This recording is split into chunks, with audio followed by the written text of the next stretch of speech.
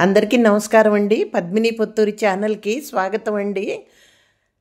చాలా రోజుల నుంచి మా గ్రామ దేవత అయిన పోచమ్మ తల్లికి పసుపు కుంకుమ పెట్టుకోవాలని అనుకున్నానండి. దాదాపు పుష్యమాసం నుండి అనుకున్నాను.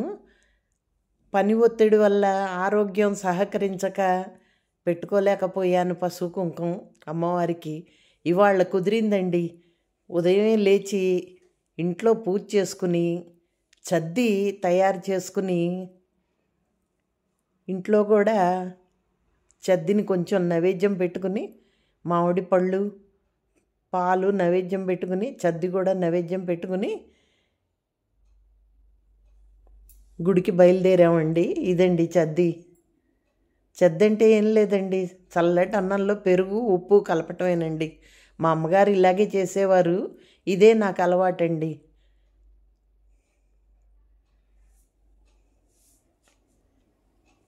నడవలేక ఆటో మాట్లాడుకున్నామండి.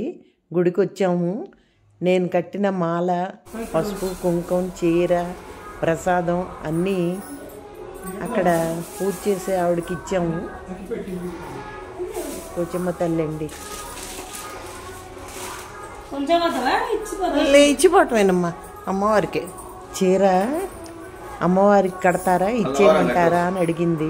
మంగళవారం కడితే అని చెప్పాను. వచ్చే వారం కడతాను, ఇవాళ టైం అయిపోయింది, వేరే వాళ్ళది కట్టాను, మీరు ముందు వచ్చి ఉండుంటే మీ చీరే కట్టేదాన్ని అని అందండి.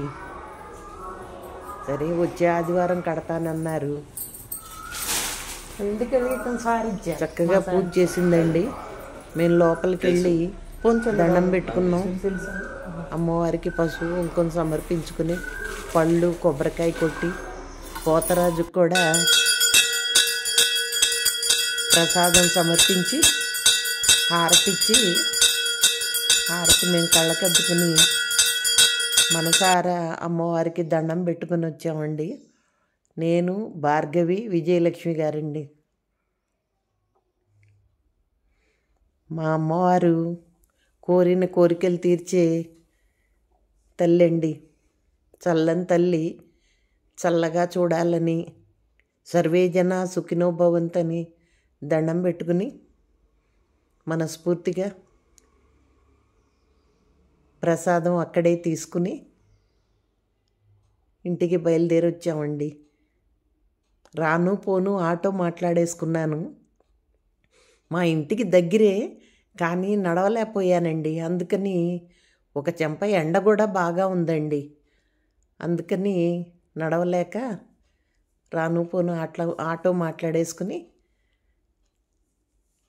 అమ్మవారికి సమర్పించాల్సినవి సమర్పించుకుని వచ్చేసానండి. ఇదండి ఇవాళ నా వీడియో. నా వీడియో కనుక మీకు నచ్చినట్టయితే లైక్ చేయండి, షేర్ చేయండి. ఇంకా సబ్స్క్రైబ్ చేసుకొని వాళ్ళు సబ్స్క్రైబ్ చేసుకోండి. మీ పద్మిని పొత్తూరి.